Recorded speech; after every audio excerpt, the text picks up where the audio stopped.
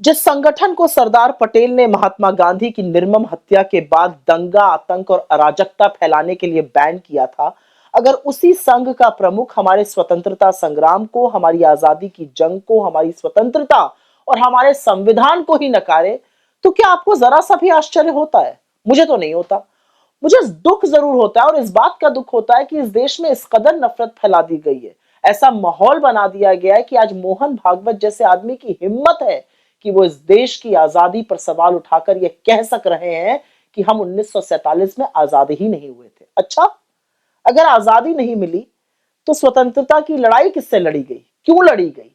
रानी झांसी से लेकर भगत सिंह, राजगुरु, सुखदेव, अशफाकुल्ला खान जैसे लोगों ने अपने प्राणों की आहुति किसकी आजादी के लिए दी? लाला लाजपत राय ने कहां की आजादी के लिए लाठियां खाई? पंडित नेहरू ने अपनी जवानी के 10 साल जेलों में कहां की आजादी के लिए बिता दिए? किस आजाद देश की नींव रखी थी उन्होंने?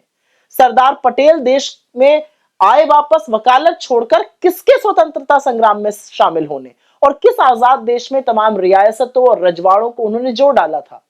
बाबा साहब ने किस आजाद देश के लिए संविधान बनाकर सबको बराबरी का दर्जा दिया? और तो और महात्मा गांधी ने सत्य और अहिंसा के बल पर किसको उखाड़ फेंका था, किसको आजादी दिलाई थी? लाखों करोड़ों भारतीयों ने ब्रिटिश हुकूमत को किस देश से खदेड़ दिया था?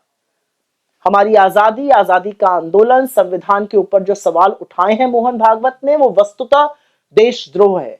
इनकी दिक्कत यह है कि आजादी में इन्होंने अपनी छोटी उंगली का नाखून तो कटाया नहीं, पूरे आंदोलन में इनका कोई योगदान नहीं था, ये तो मखबूरी कर रहे थे, माफीनामे लिख रहे थे, इसलिए ये उस इतिहास को ही नकार देना चाहते हैं।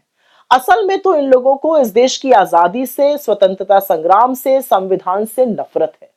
जिन्होंने संविधान की प्रतियां जलाई हो, जिन्होंने बाबा साहब के पुतले फूके हों, जिन्होंने 53 साल तक तिरंगे का बहिष्कार किया, वो ना आजादी को समझ सकते हैं, ना देश के संविधान को समझ सकते हैं। असल में इनके अंदर एक कुंठा है, और कुंठा यह है कि इनके पास एक भी ऐसा आदर्श नहीं है जिसका इस पूरे देश में सम्मान हो। इनके आदर्श तो अंग्रेजों की मुखबिरी करते थे, माफीनामे लिखते थे, अंग्रेजों का साथ देते थे, बताते थे कि कैसे 1942 का भारत छोड़ो आंदोलन, उसका कैसे दमन किया जाए।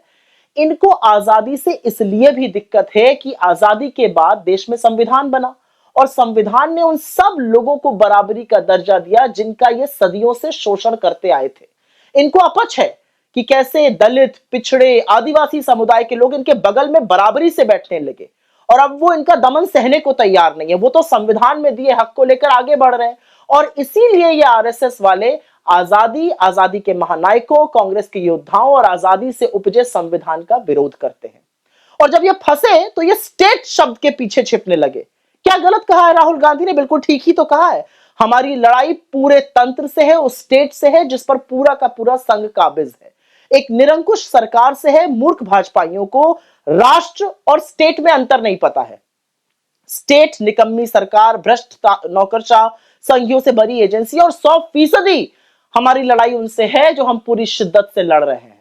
अरे कुछ नहीं तो संविधान का आर्टिकल 12 ही पढ़ लिया होता, उसमें आपको पता चल जाता कि स्टेट का मतलब कुछ और है, राष्ट्र का मतलब कुछ और है।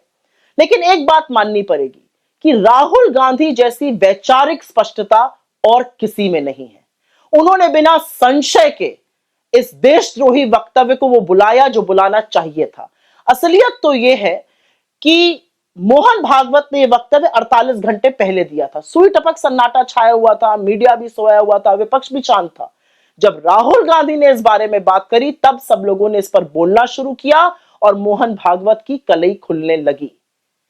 आज इस देश को जरूरत है एक ऐसे नेता की जो बेबाकी से, बिना संशय के विचारधारा की लड़ाई लड़ सके, जो गलत को गलत कहने का मादा रखता हो, और वो राहुल गांधी हैं, जिनकी रगों में बलिदानियों का खून दौड़ रहा है, जिनके पूर्वजों, पुरखों, अपनों का खून इस देश के तिरंगे में शामिल है। और राहुल गांधी ने जो आरएसएस को लेकर और आरएसएस प्रमुख के उस घटिया बयान को लेकर कहा है वो 100% सच है।